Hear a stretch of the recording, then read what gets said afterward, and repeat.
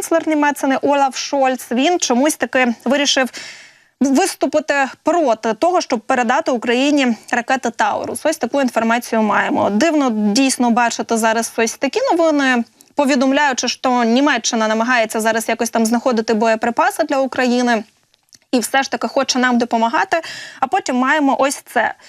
Дивне, знаєте, рішення, але воно, мабуть, і очікуване, тому що останніми днями про це говорили, як і про те, що Шольц дійсно може бути проти. Ми про це поговоримо далі упродовж нашого ефіру, зокрема із експертом, з військовим експертом, який більше розуміє, що зараз необхідно нам, зокрема, на полі бою, і якось ця зараз відмова Шольца може вплинути на перебіг взагалі бойових дій і цієї війни. Ну а тим часом, як повідомляє вже українська розвідка, Росія планує виготовити 2 мільйони 700 тисяч снарядів у 2024 році. Так от, в ГУР кажуть, що минулого року окупанти вже виготовили близько 2 мільйонів снарядів. Наразі відомо, що росіяни також отримали 1,5 мільйони снарядів із Північної Кореї. Але зазначається, що це боєприпаси 70-х та 80-х років, тому половина з них не спрацьовує. І це дійсно цікаво, і чи дійсно це так, про це ми також будемо говорити і розпитувати про все у військового експерта, який буде долучатися до нашого ефіру.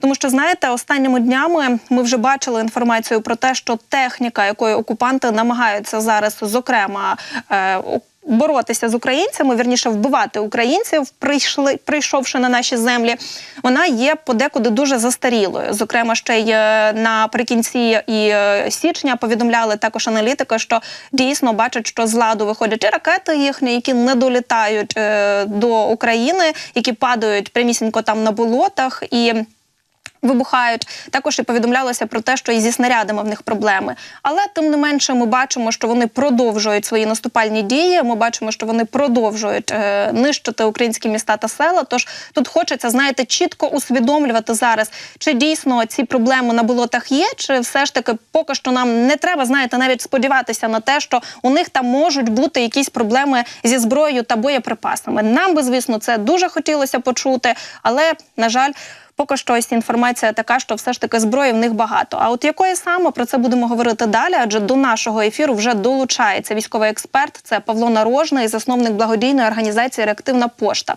Пане Павло, вітаю. Доброго дня.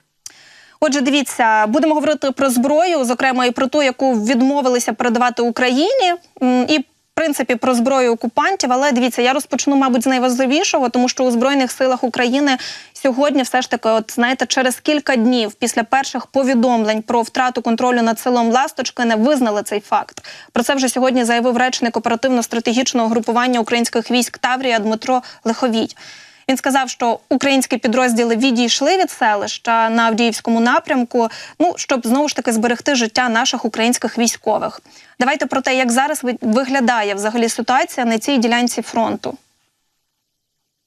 Дивіться, на цій ділянці фронту, далі за Ласточкиним, є таке село Тоненьке.